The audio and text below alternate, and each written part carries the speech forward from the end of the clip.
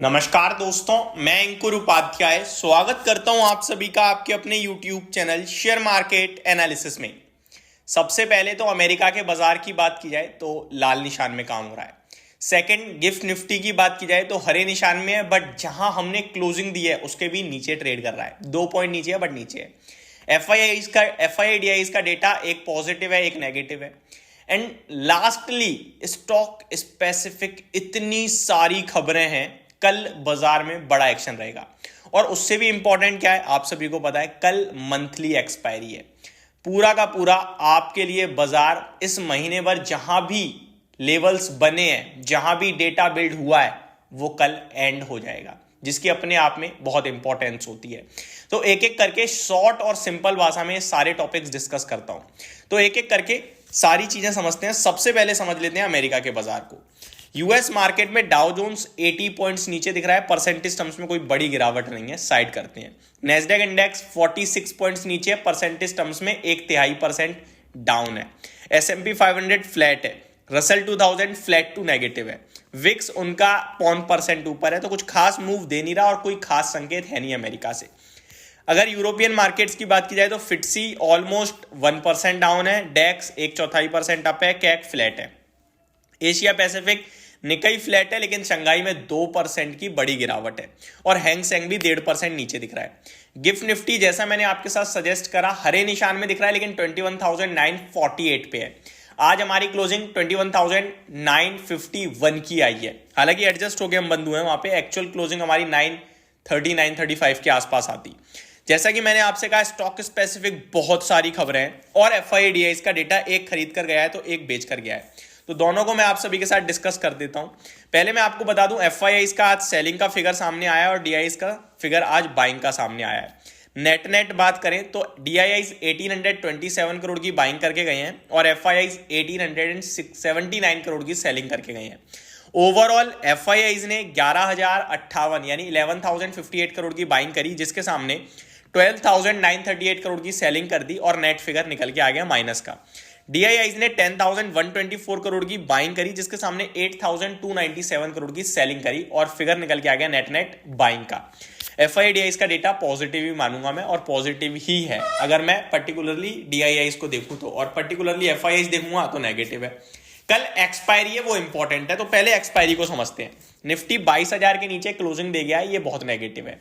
कल आपके लिए जो ओवरसोल्ड मार्केट है मे भी थोड़ा बाउंस मार सकता है, और इनकेस बाउंस आया तो वो दोबारा सेलिंग के रूप में यूज हो सकता है।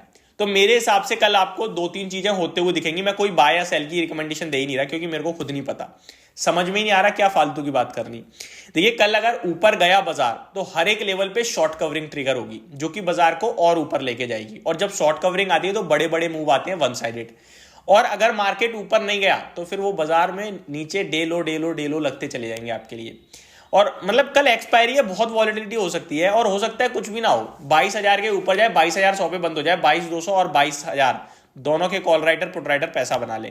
तो मेरा मानना है जो कल हो रहा होगा at the time he discuss करेंगे, एट द टाइम ही समझने की कोशिश करेंगे। कल वन साइडेड कुछ भी नहीं होगा, कल जो भी होगा उठापटक में होगा। ये आपके लिए हो गया निफ्टी का डेटा।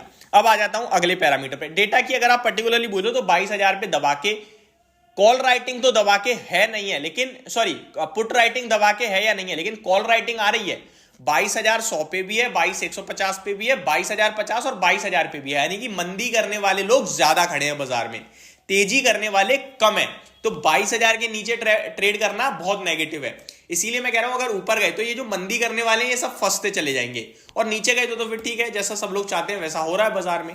अब आता हूं मैं स्टॉक स्पेसिफिक। तो बहुत सारी खबरें हैं केएसबी के। पहले तो मैं आपको बता दूं रिजल्ट्स आए हैं आज, और रिजल्ट्स कैसे हैं। रिजल्ट्स में कंपनी ने 17.5 रुपए का तो डिविडेंड दिया है। नंबर्स 14.64% से मार्जिन घटकर 13.4% के हैं, थोड़े से गिर गए हैं।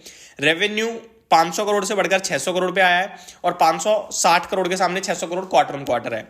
मुनाफा 54 करोड़ से घटकर 52.8 करोड़ पे आया है, and quarter on quarter 48 crore से बढ़कर 52.8 करोड़ पे आया है। तो क्वार्टर ऑन क्वार्टर जंप है, ईयर ऑन ईयर बेसिस पे गिरावट है।